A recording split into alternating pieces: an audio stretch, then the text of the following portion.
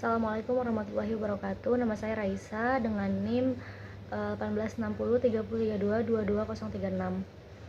Saya kelas 4A kelas 4A jurusan Tasawuf Psikoterapi. Di sini saya akan membuat video untuk menyelesaikan tugas akhir dari matkul Tasawuf Nusantara. Jadi, tasawuf Nusantara adalah tradisi tasawuf yang berkembang di Kepulauan Nusantara yang meliputi wilayah-wilayah Indonesia dan sekitarnya.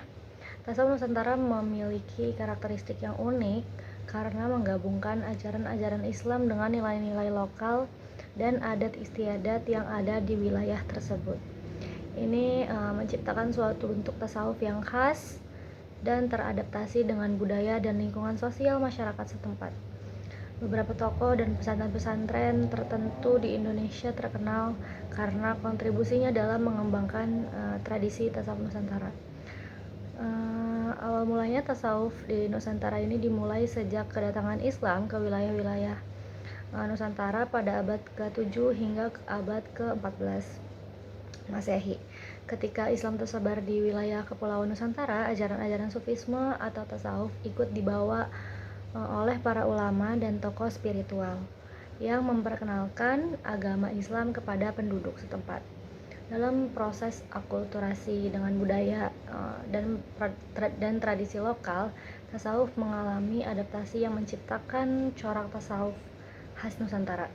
Beberapa faktor yang mempengaruhi perkembangan tasawuf Nusantara antara lain interaksi budaya, pengaruh Hindu-Buddha, kehadiran Wali Songo, dan sistem kepercayaan lokal. Yang pertama itu adalah interaksi budaya. Islam datang ke Nusantara melalui berbagai jalur perdagangan dan misi dakwah, sehingga terjadi interaksi antara ajaran Islam dengan budaya-budaya lokal yang sudah ada sebelumnya. Hal ini membentuk karakter unik tasawuf Nusantara yang mencerminkan kearifan lokal. Yang kedua, pengaruh Hindu-Buddha. Itu sebelum kedatangan Islam, Nusantara telah terpengaruhi oleh agama-agama Hindu-Buddha. Pengaruh ini juga turut membentuk pemahaman tasawuf di Nusantara, terutama dalam hal simbolisme, praktik spiritual, dan filosofi. Selanjutnya adalah kehadiran Wali Songo. Wali Songo adalah 9 wali yang dipercaya berperan penting dalam menyebarkan Islam di Nusantara. Mereka tidak hanya mengajarkan ajaran Islam secara formal, tetapi juga mengadaptasi ajaran-ajaran tasawuf ke dalam budaya lokal sehingga mempercepat proses akulturasi dan integrasi antara Islam dan budaya Nusantara. Selanjutnya adalah sistem kepercayaan lokal. Sistem kepercayaan dan tradisi-tradisi lokal juga turut mempengaruhi pemahaman dan praktik tasawuf di Nusantara. Ada upaya untuk menyelaraskan ajaran tasawuf dengan kepercayaan kebudayaan tradisional yang masih melekat kuat di masyarakat setempat. Jadi seiring berjalannya waktu, tradisi tasawuf Nusantara itu terus berkembang dan bertahan, tetapi tetap menjaga akar-akarnya terhubung dengan ajaran Islam dan budaya lokal.